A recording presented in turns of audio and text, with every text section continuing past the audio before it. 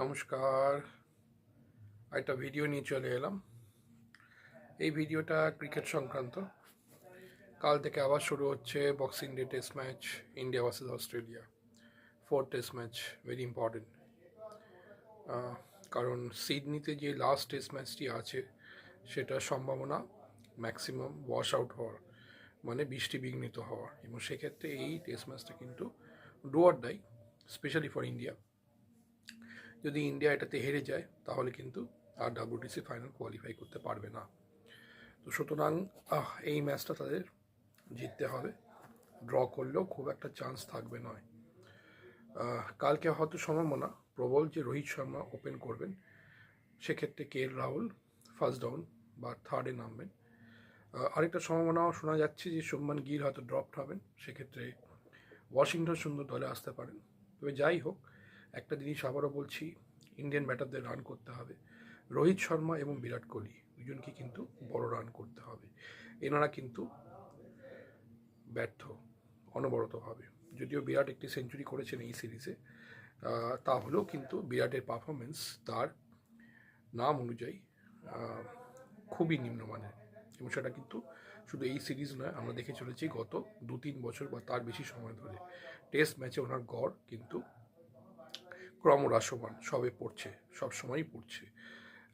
বর্তমান average only 47, এবং সেক্ষেত্রে কিন্তু বিরাট কোহলির কালকের টেস্ট ম্যাচে একটা পারফরমেন্স ভীষণভাবে দরকার।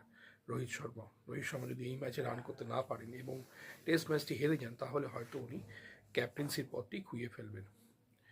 অস্ট্রেলিয়া হয়তো কিছু চেঞ্জ হতে পারে, তারা হয়তো হ্যাজেলউডকে খেলাচ্ছে না, বোলানকে খেলাবে অ্যাজ আ বোলার। বাকি খুব একটা চেঞ্জ হয়তো আমরা দেখতে পাবো না। যাই হোক, একটা রুদ্ধশ্বাস টেস্ট ম্যাচের জন্য আমরা অপেক্ষা করছি।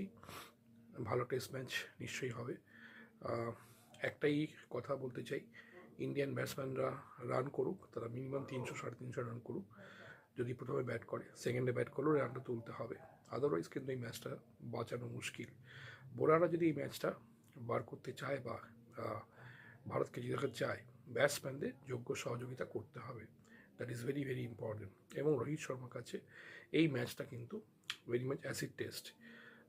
If he loses this match and the series, then he may also lose his captaincy and place in the test squad.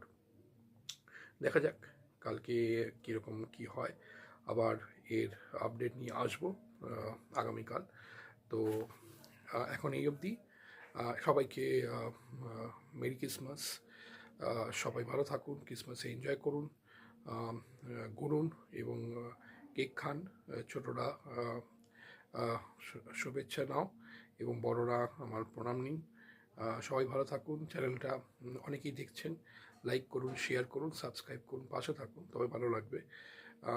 চলুন, সবাইকে আরেকবার মেরি ক্রিসমাস জানিয়ে আজকে এখানেই শেষ করছি। আবার খুব তাড়াতাড়ি মিট করব। Thank you.